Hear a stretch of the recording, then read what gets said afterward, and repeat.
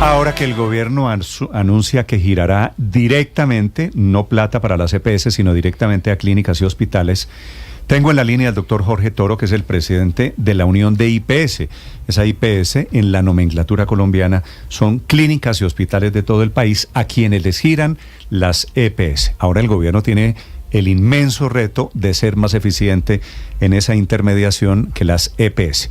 Doctor Jorge Toro, bienvenido, buenos días.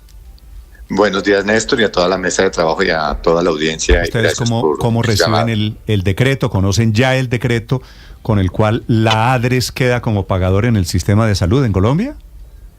Néstor, este es un decreto que se venía trabajando ya desde el año pasado. En el momento que se discutió el plan de desarrollo se incorporó. Allí hubo una discusión grande en la Cámara de Representantes y en el Senado, en virtud que en ese mismo momento se discutía también la reforma a la salud. O sea que este es un artículo que quedó consagrado en el plan de desarrollo y se venía trabajando ya varios borradores de este decreto. Para nosotros los prestadores, pienso yo, era una deuda que tenía el sistema para con nosotros. Para nadie es un secreto que el sector salud, nosotros los prestadores, vendemos un producto en el sentido de una atención en salud, atendemos a las personas, procuramos que todo el talento humano en salud produzca la mejor atención y calidad, pero estas facturas y estos pagos se demoran hasta 200 días. O sea que en este momento existe la posibilidad de que nosotros podamos entrar a tener el reconocimiento de un porcentaje bien interesante de la facturación y la venta del sistema de salud. ¿Usted cree que el reto es mejorar los pagos en 200 días? ¿Dice usted que es lo máximo que se demoran las EPS en girarles? No, Néstor, hay facturación que se demora muchísimo más de 200 días, viene toda la gran discusión con el sistema. Entonces esto diríamos que para nosotros es mejorar el flujo de caja. Obviamente usted lo planteaba al inicio de la intervención, es un gran reto del gobierno podernos garantizar a nosotros los prestadores que muy rápidamente vamos a entrar a tener el reconocimiento y pago de los servicios prestados. ¿Y por qué confía usted, doctor Toro, en que van a recibir pagos muy rápidamente? ¿Usted confía en la capacidad de la ADRES para hacer todo este papel, para hacer todo el proceso de facturación y pago más rápido de los servicios en salud? Es que ya se viene haciendo en el sistema, ya las EPS de régimen subsidiado ya se venía haciendo el giro directo a nosotros los prestadores. En este decreto lo que se incluye es el tema del régimen contributivo y de los presupuestos máximos, pero ya el giro directo venía aplicándose en el país con las entidades de régimen subsidiado. Aquí lo que entra es prácticamente a hacer todo el sistema que entraría bajo la figura de giro directo. Facturación y pago sí, pero auditoría, eso lo puede hacer la ADRES, y que supongo, no, la auditoría como más está, bien, es lo que venían, sí. Sí, no, la auditoría, como está planteado el decreto, en este momento las CPS siguen haciendo el proceso de auditoría, siguen haciendo el proceso de auditoría concurrente, siguen haciendo el proceso de contratación de con toda la red prestadora. Aquí lo que se entra es a manejar el tema de los pagos. Usted atiende y la EPS le va a decir a la ADRES, mire, la IPS X me facturó y me vendió servicios por tanto valor, por favor, sírvase pagarle el porcentaje que está establecido en el decreto. Pero justamente en esas cuentas por pagar, que a veces toman muchísimo tiempo, dice usted que 200 días es a veces poco, que pueden durar un año en que les hagan ustedes esos giros, esa demora en esas cuentas por pagar no es justamente por un tema de auditoría por cuenta de las EPS que reciben y revisan cada tratamiento, cada medicamento, cada cosa que se hizo en el sistema para ver si el valor corresponde a lo que se necesitaba. Bueno, en ese sentido usted tiene razón, los procesos de auditoría llevan mucho tiempo en el sistema, mientras a mí me hacen la objeción, yo la contesto, vuelven y me la revisan, vuelven y me hacen el ejercicio, eso nos lleva en el día de hoy un tiempo estimado. Pero aquí hay que tener claridad en un tema con nosotros los prestadores. En el ejercicio de la facturación de servicios de salud, la glosa definitiva, o sea, el valor definitivo de objeción en el sistema está entre el 2 y el 5%, que es lo que nosotros resultamos aceptando como prestadores como glosa definitiva, el resto del sistema históricamente. Entonces, lo que se está planteando ahorita con el porcentaje es que siempre va a quedar diríamos, un colchón de dinero para procesos de auditoría. Si a mí mi glosa fue superior a ese colchón, pues en una factura posterior me descontarán el proceso. Como usted tiene las herramientas, a ver si nos ilustra un poquito cómo funciona este mundo. Ustedes, las IPS, clínicas y hospitales, le pasan las facturas a las EPS, ¿cierto?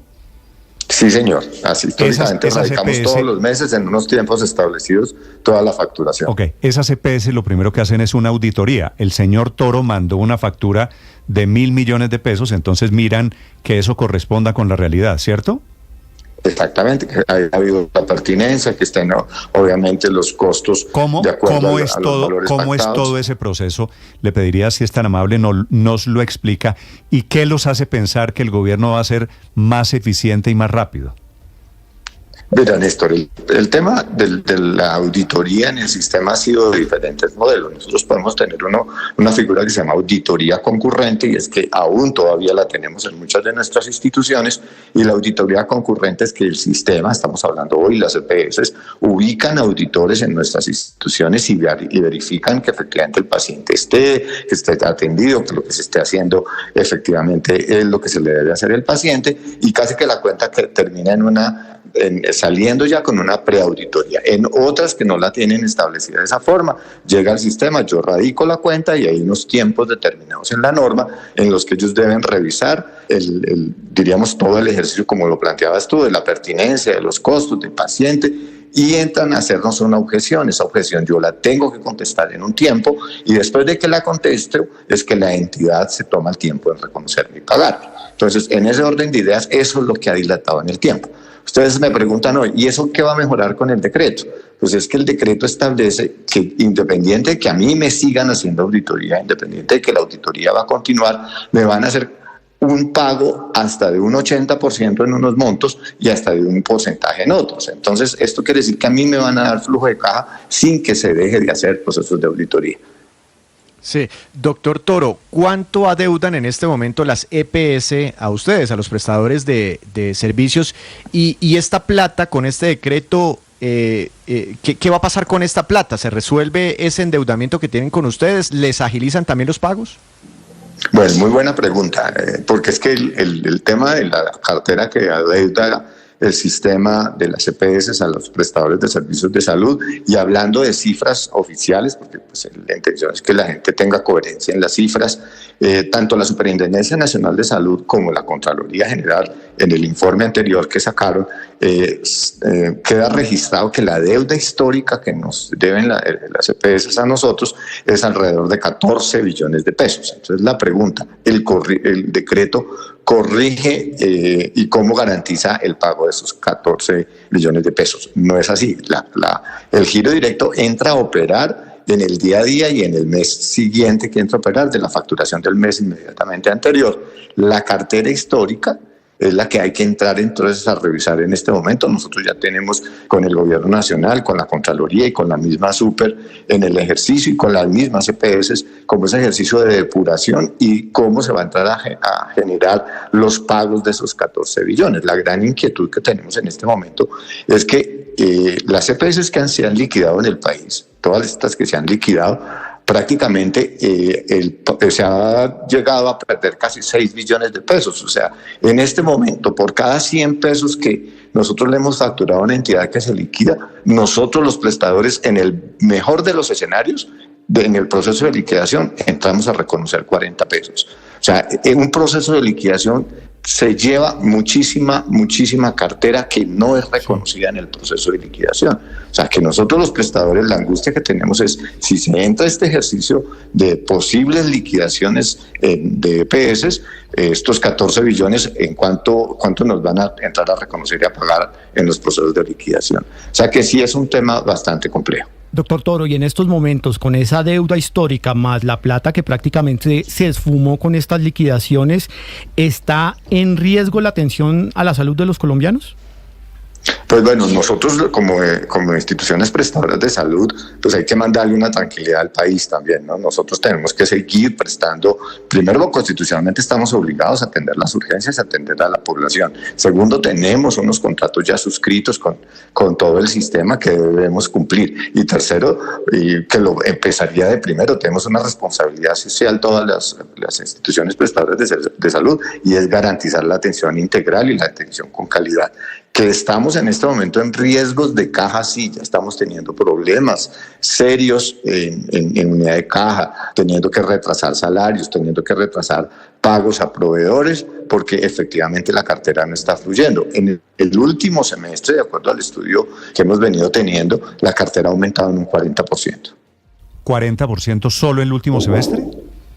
En el último semestre que se ha envejecido la cartera. ¿Eso es culpa de la CPS o es culpa del gobierno que no le gira a la CPS?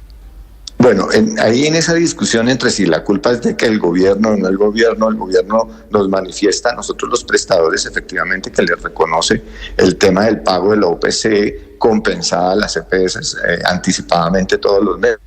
Había la discusión de los presupuestos máximos, que estaba el tema de que no se giraban los recursos de los presupuestos máximos. El ministerio ha entrado reconociendo el tema de los pagos de los presupuestos máximos. Pero aquí hay que hacer un ejercicio, diríamos, desde sistema estructural de la economía misma del modelo de salud, y es lo que han ustedes sacado de las noticias en los últimos días. Es decir, la estructura de la UPC, o sea, lo que se reconoce por cada usuario, es efectivamente el valor que debe tener el sistema para el reconocimiento y pago. Entonces, el argumento hoy en el sistema es si efectivamente tenemos muchísimo más carga de usos, mayores costos en la operación de los servicios de salud, que lleva a que efectivamente el valor de la UPC sea insuficiente. ¿Y qué es lo que ha disparado la atención de los costos, lo que usted llama costos de salud? ¿Por qué hoy la UPC, la unidad de pago por capitación, es más insuficiente de lo que era hace un par de años? Bueno, aquí hay unas variables absolutamente grandes en el tema, y es que efectivamente se ha aumentado la carga de uso. Yo diría que la carga de uso del sistema se ha aumentado. Esto quiere decir, para explicarle a la gente. Hábleme en español, ¿qué significa la carga de uso? Bueno, diríamos que es la sobreoferta que los pacientes están pidiendo. O sea, en este momento el paciente dice, se va a liquidar la EPS. Rápidamente, procesos que estaban un poco aplazados en el tiempo, procesos de cirugías aplazadas, de cirugías que están programadas. O sea, la persona en este momento está recurriendo más frecuentemente al sistema para ser atendido, ¿cierto? En virtud del temor de que si esto se va a acabar, pues me voy a quedar sin la cirugía, me voy a quedar sin el medicamento, me voy a quedar sin la atención. Eso ha aumentado, ¿cierto? Lo que nosotros llamamos la frecuencia de uso que tienen los usuarios al sistema. Sumado a eso, los costos en tecnología que van aumentando permanentemente. Usted sabe, Néstor, que esto pues aumenta permanentemente los costos de lo que son las tecnologías que se usan para el sistema de salud, y efectivamente eso pues incrementa terriblemente. Y lo otro, pues la carga, la epidemiología misma de la enfermedad, ¿no? Es que, doctor, todo eso le quiero preguntar, entonces no es sobre oferta, es sobre demanda. Es decir, el aumento de la cartera del 40% sobre demanda. se explica es porque ha aumentado la demanda de servicios. Así es. Uh-huh. ¿Y usted ve que esa tendencia de pedir, de reclamar, de demandar más servicios se quedó así, o hay posibilidades de recuperar alguna tendencia a la baja? Pues bueno, yo creería que ya cuando el usuario empieza, y entonces nosotros los prestadores, buena pregunta la que haces. Nosotros, ¿por qué? Ustedes en algún momento han tenido la referencia de decir por qué están colapsados absolutamente los servicios de urgencias, ¿cierto? Los servicios de urgencias en algunas de las instituciones están en el 200% de ocupación, la gente está recurriendo a los servicios de urgencias. ¿Y esto a qué obedece? Pues porque el usuario dice, si me voy por ambulatorio, si me voy por programado, de pronto en qué tiempo me van a entrar o me van a dar la consulta o me van a entregar y me van a programar la cirugía. Entonces muchas de las personas optan por entrar por los servicios de urgencias e iniciar sus procesos de atención.